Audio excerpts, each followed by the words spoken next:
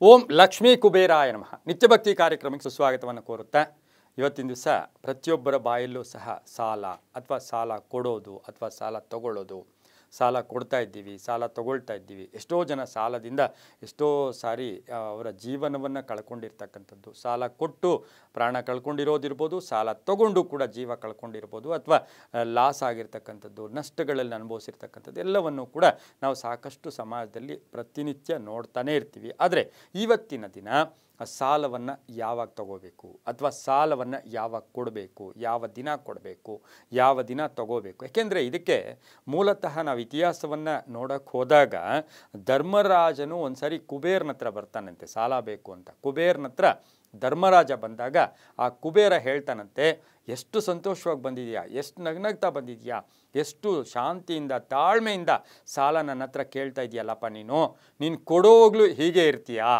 ಸಾಲ ನೀನು ನನಗೆ ವಾಪಸ್ ಕೊಡ್ತೀಯಲ್ವಾ, ಆವಾಗಲೂ ಇಷ್ಟೇ ಸಂತೋಷ, ಇಷ್ಟೇ ನಗ್ನಗ್ತಾ, ಇಷ್ಟೇ ತಾಳ್ಮೆಯಿಂದ ಇರ್ತೀಯ ಅಂದಾಗ ತಕ್ಷಣ ಸುಳ್ಳು ಹೇಳಲಾರದೆ ಧರ್ಮರಾಜ ವಾಪಸ್ ಹೊಟ್ಟೋದ್ನಂತೆ. ಯಾಕೆಂದರೆ ಅದು ಈಗ ಸಾಧ್ಯನೇ ಇಲ್ಲ.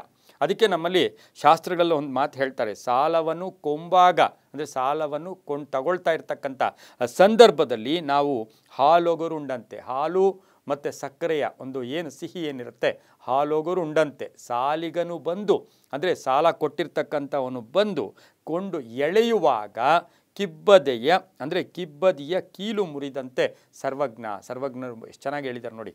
ಸಾಲ ಬಂದು ಕೇಳಿದಾಗ ನಾವು ಆ ನಮ್ಮ ಕಿಬ್ಬದಿಯ ಕೀಲು ಮುರಿದಂತೆ ಸರ್ವಜ್ಞ, ಕೊಡೋಕ್ಕೆ ಮನಸ್ಸು ಬರಲ್ಲ.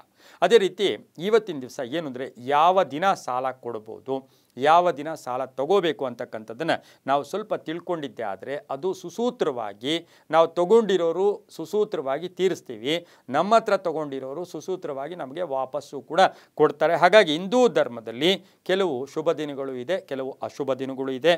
ಹಾಗೆ ಪ್ರತಿಯೊಬ್ಬರೂ ಅಗತ್ಯಗಳನ್ನು ನಾವು ಪೂರೈಸ್ಕೊಳ್ಳಬೇಕು. ಮನೆ ಕಟ್ಟಬೇಕು, ಹಾಗೆ ಎಲ್ಲೋ ಒಂದು ಕಡೆ ಮಕ್ಕಳ ಮದುವೆಗಳಿರ್ಬೋದು, ಹಾಗೆ ವಾಹನ ಇರ್ಬೋದು, ಪ್ರತಿ ವಿಚಾರದಲ್ಲೂ ಒಂದಲ್ಲ ಒಬ್ಬರು ಸಾಲ ಮಾಡಲೇಬೇಕಾಗತ್ತೆ. ನಾವು ಆ ಸಾಲ ಯಾವ ದಿನ ಮಾಡಬೇಕು, ಇಲ್ಲಿ ರಾಶಿಗಳಿಗೆ ಅನ್ವಯಿಸಿರೋದಲ್ಲ, ಪ್ರತಿಯೊಬ್ಬರಿಗೂ ಅನ್ವಯಿಸಿರೋದು ಕೂಡ ಆಗಿರುತ್ತೆ. ಹಾಗಾಗಿ ಈಗ ಸಾಲ ತೀರಿಸಲು ನಾವೆಷ್ಟು ನರಕಯಾತನೆ ಅನುಭವಿಸ್ತೀವಿ ನೋಡಿ. ಹಾಗಾಗಿ ಪ್ರಪ್ರಥಮವಾಗಿ ಸೋಮವಾರದ ಅಧಿದೇವತೆ ಕೂಡ ಪಾರ್ವತಿ ದೇವಿ ಆಗಿರ್ತಾಳೆ. ಸೋಮವಾರದ ಅಧಿದೇವತೆ ಪಾರ್ವತಿ. ಹಾಗಾಗಿ ನೀವು ಸಾಲ ತಗೊಳ್ಳೋಕ್ಕೂ ಅಷ್ಟೇ, ಸಾಲ ಕೊಡೋಕ್ಕೂ ಕೂಡ ಇದು ಸೋಮವಾರದ ದಿವಸ ಸಾಲ ಕೊಡೋದು ತಗೊಳ್ಳೋದು ಕೂಡ ಇದು ಶುಭ ಅಂತೂ ಕೂಡ ಹೇಳುತ್ತೆ ಎಲ್ಲ ರಾಶಿಗಳವರೆಗೂ ಸೇರಿ. ಇನ್ನು ಮಂಗಳವಾರ ಬಂದಾಗ ಮಂಗಳವಾರದ ಅಧಿಪತಿ ಕಾರ್ತಿಕೇಯ ಆಗಿರ್ತಾನೆ. ಮಂಗಳವಾರದ ಅಧಿಪತಿ ಕಾರ್ತಿಕೇಯ ಸ್ವಲ್ಪ ಉಗ್ರದ ದಿನ, ಕೋಪದ ದಿನ, ರಕ್ತದ ದಿನ, ಆವೇಶದ ದಿನ, ಆತುರದ ದಿನ ಅಂತೂ ಕೂಡ ಹೇಳ್ತೀವಿ. ಹಾಗಾಗಿ ಈ ಧರ್ಮ ಗ್ರಂಥಗಳಲ್ಲಿ ಏನು ಹೇಳಿದೆ ಅಂದರೆ, ನೀವು ಬೇಕಾದರೆ ಸಾಲವನ್ನು ತೀರಿಸ್ಬಿಡಿ, ಯಾರಿಗಾದರೂ ತೀರಿಸ್ಬೇಕು ಅಂದರೆ ತೀರಿಸಿ, ಸಾಲ ತೀರ್ಸಕ್ಕೆ ಹೋಗಿ, ಆದರೆ ನೀವು ಕೊಡೋದು ಬೇಡ ಅಂತ ಹೇಳುತ್ತೆ. ಸಾಲ ಯಾರಿಗಾದರೂ ತೀರಿಸ್ಬೋದು, ನಮ್ಮ ಸಾಲ ಇದೆ ತೀರಿಸ್ಬೋದು, ಆದರೆ ನಾವು ಯಾರಿಗೂ ಹಣ ಕೊಡೋದು ಅಷ್ಟು ಶುಭ ಅಲ್ಲ. ಇನ್ನು ಬುಧವಾರ ಬಂದಾಗ ವಿಷ್ಣು ಅಧಿಪತಿ ಸ್ಥಿತಿಕಾರಕನಾಗಿರ್ತಾನೆ. ತೆಗೆದುಕೊಳ್ಳೋಕ್ಕೆ ತುಂಬ ಒಳ್ಳೆಯದು. ನಾವು ಸಾಲವನ್ನು ತೆಗೆದುಕೊಳ್ಳೋದು, ನಾವು ಪಡ್ಕೊಳ್ಳೋಕ್ಕೆ ಭಾಳಷ್ಟು ಶುಭ ಆಗಿರುತ್ತೆ. ಆದರೆ ನಾವು ಸಾಲವನ್ನು ಪಡ್ಕೊಳ್ಳೋಕ್ಕೆ ಶುಭ ಆಗಿರುತ್ತೆ, ನಾವು ಸಾಲವನ್ನು ವಾಪಸ್ ಕೊಡೋದು ಶುಭ ಅಲ್ಲ, ವಾಪಸ್ ಕೊಡೋಕ್ಕೆ ಅಷ್ಟು ಶುಭ ಅಲ್ಲ ಅಂತ ಹೇಳುತ್ತೆ. ಇನ್ನು ಗುರುವಾರ ಬಂದಾಗ ಬ್ರಹ್ಮನು ಅಧಿಪತಿಯಾಗಿರ್ತಾನೆ. ಸಾಲವನ್ನು ಗುರುವಾರ ನೀಡಬಾರ್ದು, ಯಾರಿಗೂ ಸಾಲವನ್ನು ಕೊಡಬಾರ್ದು.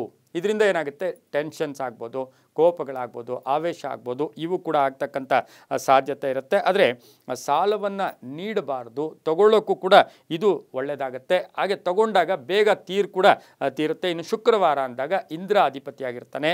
ಮೃದು ಅಥವಾ ಸೌಮ್ಯತೆ ದಿನ ಕೂಡ ಈ ಶುಕ್ರವಾರ ಆಗಿರುತ್ತೆ. ಇನ್ನು ಮಹಾಲಕ್ಷ್ಮಿಗೂ ಕೂಡ ಪ್ರೀತಿಯಾಗಿರ್ತಕ್ಕಂಥ ದಿನ ಕೂಡ ಇದಾಗಿರುತ್ತೆ.